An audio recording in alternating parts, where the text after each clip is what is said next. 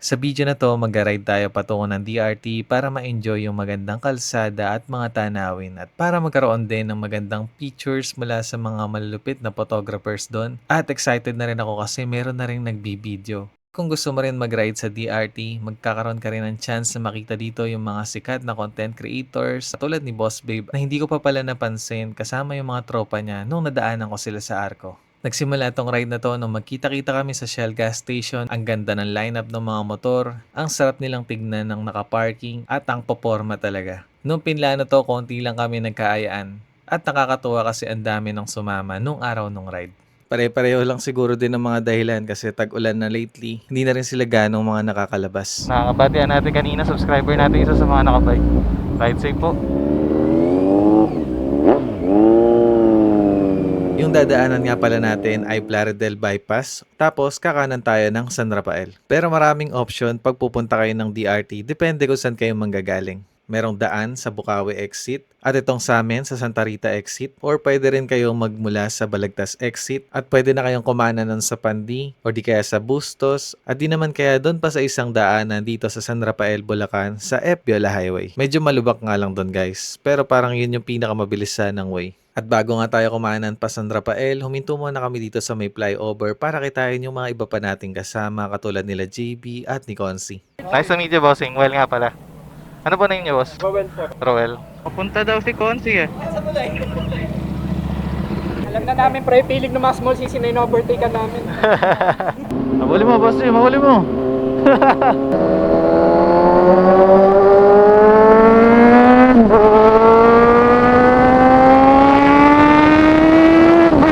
Discard daw. Narinig niyo ba sila guys? Ayos ano? Struggle is real. Kailangan na natin magpalit ng intercom soon. Malakas na yung volume sa akin na may nag-join na isa. Kawawa yun last. Oo. Kawawa yun last. Kung last, di siya makakarinig. Pero Ano maririnig, naman mamaya, no? pero maririnig natin siya. Ano? Ayun, Sena, yabok. Gusto ko nito dati. Ayun, no? Relax na relax lang. Sob daw sa Ninja 1000. Wala, hindi classic eh. Tayo kahit next week, bumabanat nga ako mag-isa dun eh. Magkano yung titanium headers na to? Gusto ko to sa Z1. Baliktaran tayo. Ako yung elbow ko yung titanium. Baliktad. Lahat pala kunin ko yung headers ni Pierce eh, oh. Yung headers niya, titanium. Tapos yung akin, sa elbow. Iba na naman. Bomba!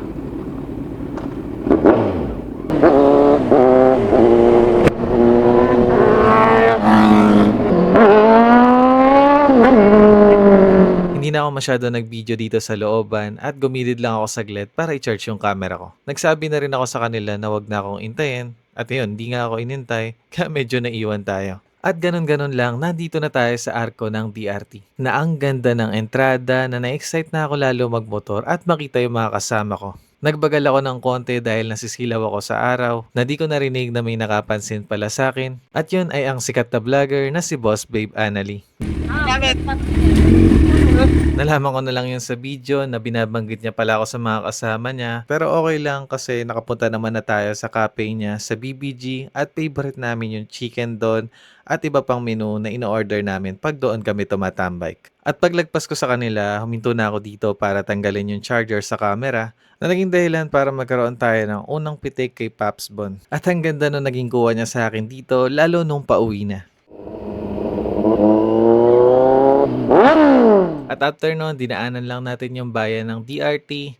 Tapos, na-excite tayo lalo na nakita na natin tong tulay kasi dito na magsisimula yung nature vibes ng pagmumotor natin.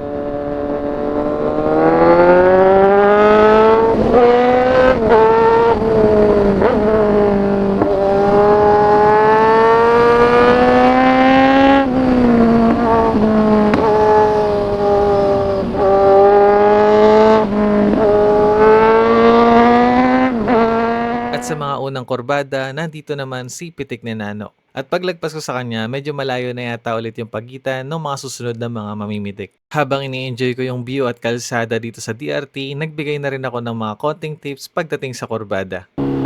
May malalim na kurba dito. May nag-video dito minsan guys.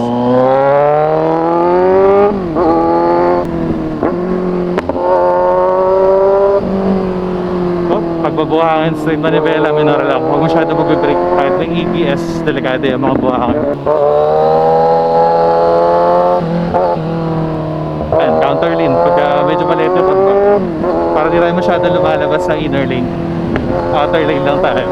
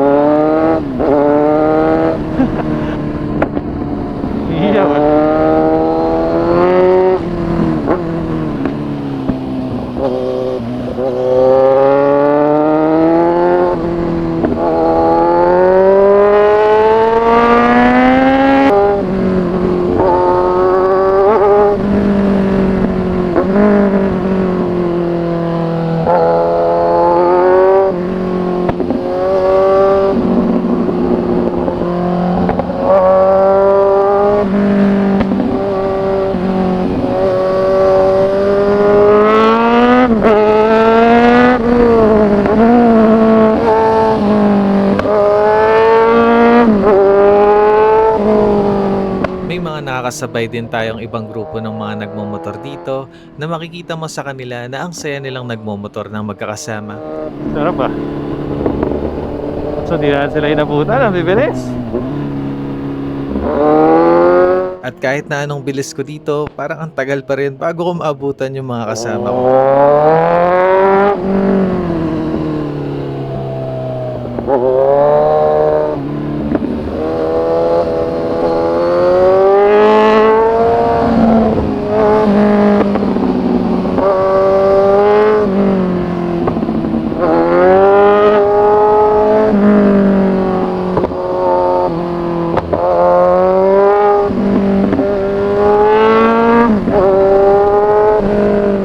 Medyo nalulungkot na ako noon. Buti na lang nakita ko si JGB Photography at nakuha na niya tayo ng magandang video na ipi-play din natin dito.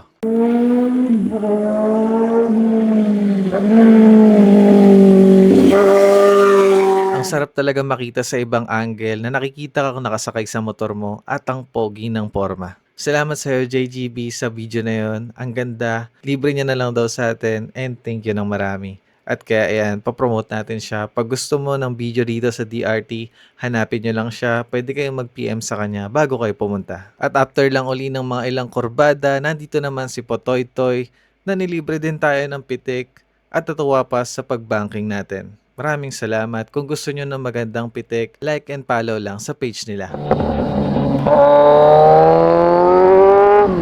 At pagkatapos to, naabutan ko na yung mga kasama ko dito sa Akle. Sabay-sabay na naming inakyat tong matarik na ahon na parang little Baguio yung vibes. At dito, ang sarap talaga magmotor at makita yung mga kasama mo nakasabay mo sa kurbada. At pagkatapos ay matatanaw mo yung mga bundok at matatarik na lusong na mas na-appreciate mo yung ganda ng kalikasan habang nagmomotor ka.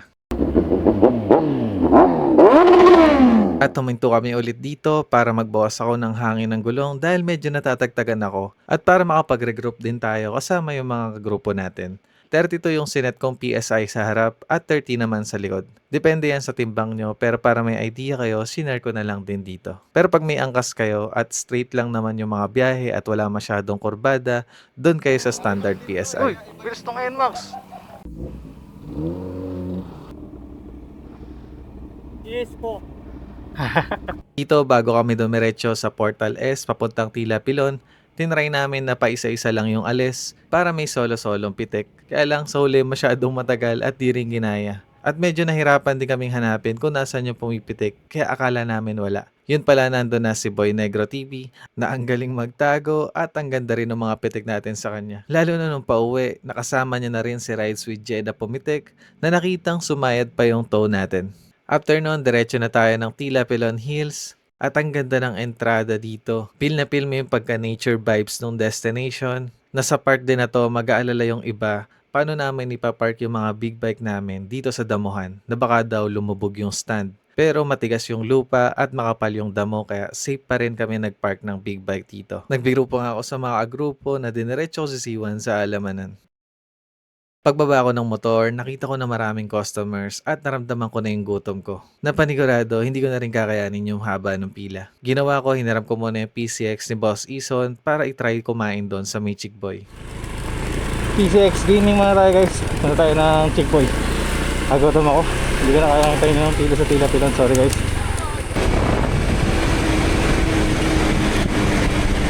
At pagdating ko sa Chick Boy, buti sakto wala pa masyadong pila. At dito panoorin nyo paano tayo umorder kung gaano tayo kagutom. Ilang minutes po serving time? Ah, 1 piece chicken and rice. Ilang minutes serving time? mga 15 minutes po. Meron bang ibang order na mas mabilis doon? Siomai po. Sige, isang siomai, tapos isa ng chicken. At nakadalawang order pa ako dito. Ang sarap na naging kain ko, ang crispy at juicy ng chicken, at ang solid din ng siomai. Pabalik na sana ako sa Tila Pilon Hills, kaya lang naramdaman kong kailangan ko magbukas ng timbang. Pumunta ako agad sa CR, kaya lang walang tubig. Buti na lang nandiyan si Boss Joel TV na tinulungan tayo magsali ng tubig, at nagulat siya na tayo daw pala si Motowell. At dito i-promote na rin natin siya kasi isa din siya sa pumipitik dito sa Chick Boy at sa DRT. At doon pa uwi, medyo nagloko lang yung camera niya pero kinuhanan niya pa rin kami ng video naman. Like and follow lang din po kayo sa page nila ni Boy Negro TV. At ito, paalis na rin talaga sana ako pero may nakatinginan ako na isang rider na parang pamilyar sa akin. Yun pala ay si Kuya Jerry na nakatambike na namin before sa Shell Tabang Cafe. Nasa Tila Pilon kami Gusto mo kami puntahan? Oo, dami namin. Mga tropa natin. Oo. At yan, naligtas tayo ng Chick Boy. Let's go! Back to our tropas.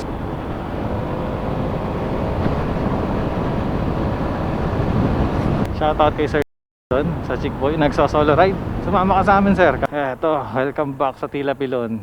For sure, hinihintay na nila tayo.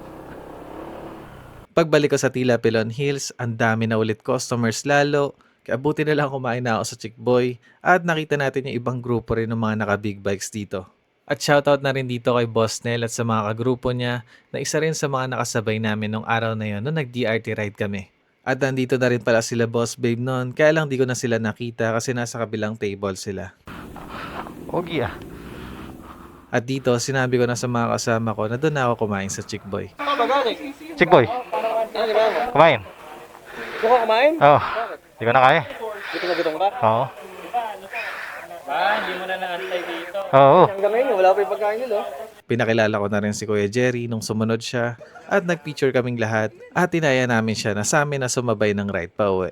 At dito excited ulit ang lahat na mapitikan ng pictures kahit pa uwi na.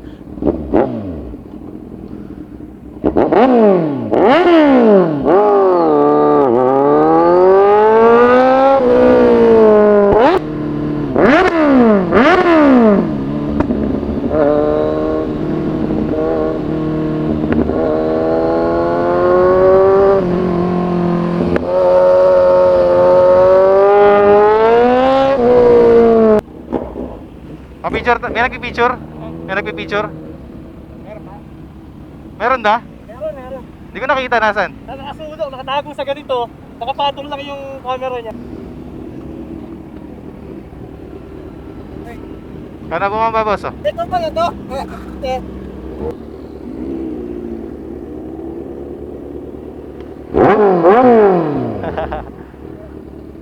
Right safe, ingat. Ingat po.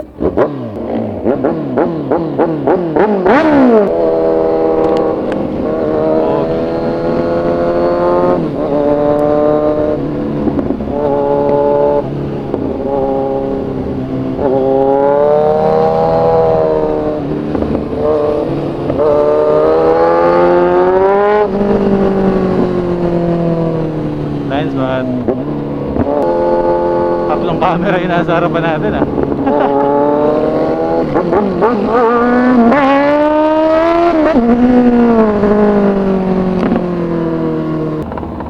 May popcorn dyan Ano yung tunog na yun? Merong bagong way para supportahan niyo ako pagka nag-affiliate po tayo ng mga product. Katulad na itong TPMS at ibang item na ginagamit ko. Gusto ko rin na mag-explore naman ng panibagong social media platform katulad ng Facebook. At nakakatawa po, pagpasok natin sa Facebook, naka 100k followers agad tayo. Problema lang sa Facebook, hindi siya madaling ma-monetize at minsan clueless. 3 months na ako nasa waitlist at hindi pa rin tayo monetize kahit 100k followers na. Pero meron mga nangyari na wala pang 1,000 followers na mo-monetize. Medyo random daw mag-monetize ngayon sa Facebook. Tara, pakpakin muna natin to.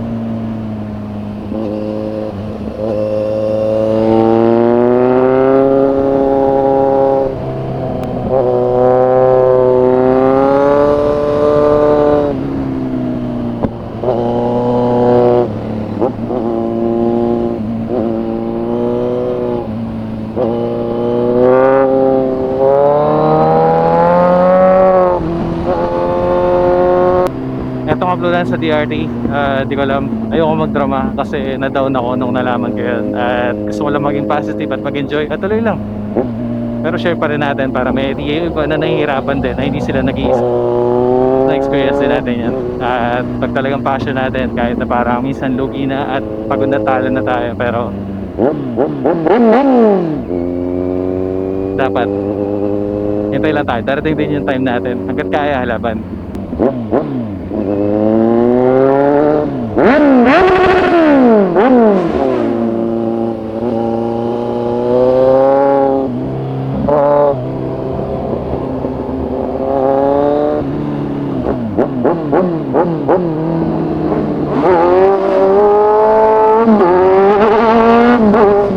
At sa mga nadaanan namin, nagpapabomba yung mga tao at nakasmile sa motor namin. Minsan di rin maiiwasang sumobra yung bomba nung kasama namin, kaya di rin maiiwasang may nakasimangot na tao. Kaya para sa mga nanonood, bomba responsibly, huwag masyadong walwal yung bomba. Konting bomba lang, nakasmile naman na sila. Ako, pag gusto kong bumomba ng malakas, doon tayo sa wala masyadong tao at wala masyadong bahay na lugar. Tapos noon, nadaanan namin dito si nanay, Hi! na ang ganda ng bati sa amin. Kaya nagpa-good vibes din lalo sa mga kasama natin mag-ride. Kahit na medyo mainit na nung pauwi na kami. Dito sa flyover, nakita-kita ulit kami at makikita nyo sa mukha ng mga kasama ko kung gaano nakainit ng oras na to. Bomba nga, boss! Uy! Para sports car. Sarap! Nagpaalam na rin yung iba na mauuna na. At kami naman ay uminto pa saglit dito sa may Petron Bypass para magpalamig at magkwentuhan sa mga bagay na nakakatuwang nangyari sa ride. Sana na-enjoy nyo itong video natin sa DRT kung ano yung experience na makaride yung mga tropa nyong naka big bike at kami na rin. At like and follow lang kung gusto nyo ng mga ganitong video.